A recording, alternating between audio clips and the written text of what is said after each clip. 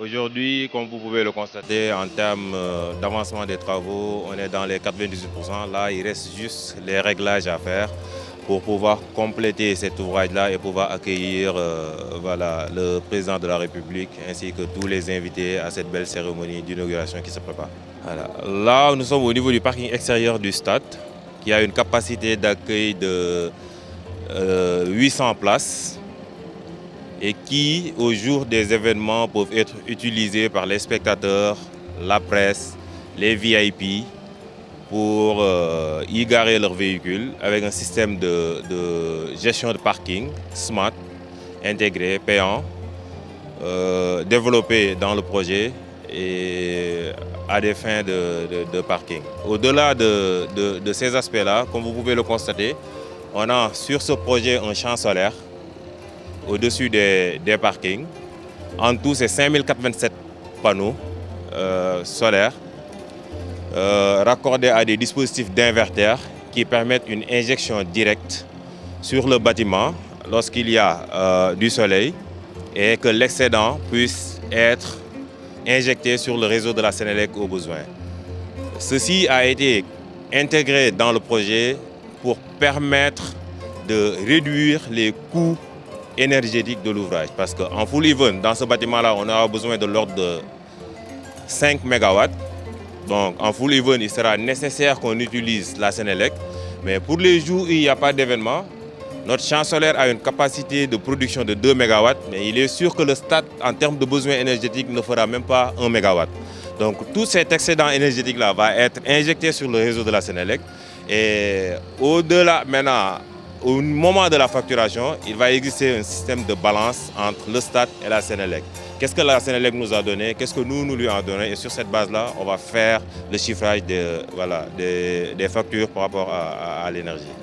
Cet espace peut contenir tous ces véhicules, 800 places, c'est suffisant?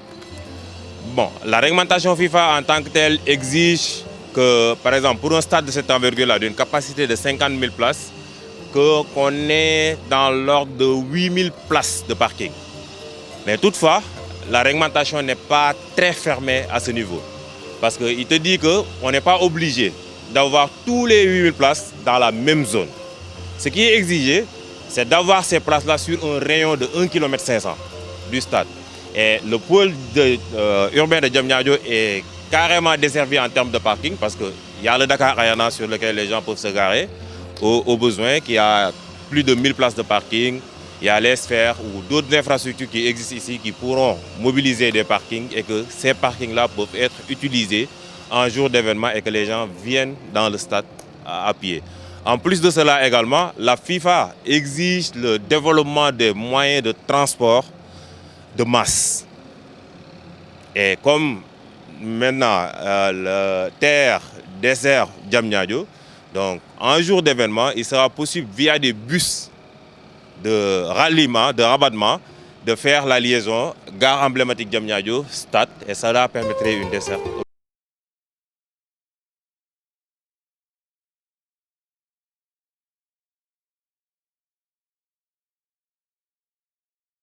qui demande aujourd'hui à ce que les stades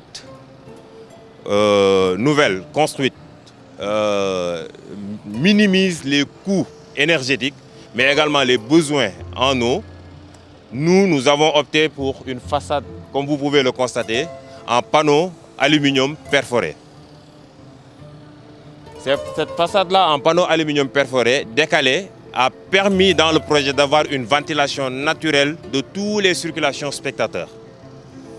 Et cela a permis que toutes ces circulations spectateurs-là ne soient pas climatisées. Et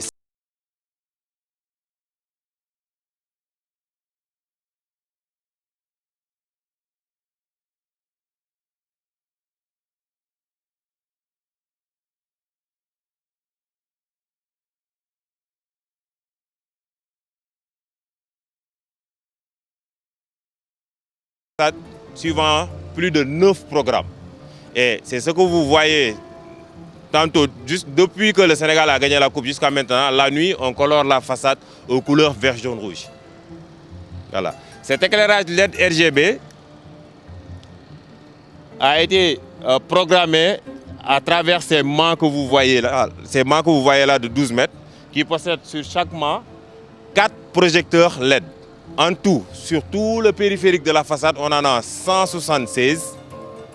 Au-delà de ces 176 projecteurs LED, on en a également sur les poteaux intérieurs plus de 93 projecteurs LED qui, la nuit, jouent ce rôle d'animation-là en envoyant de la lumière colorée via les LED sur la façade. Et c'est ce qui permet la nuit de pouvoir maintenant avoir ces mouvements de vagues de lumière colorées ou de jeux de lumière colorés de la façade la nuit.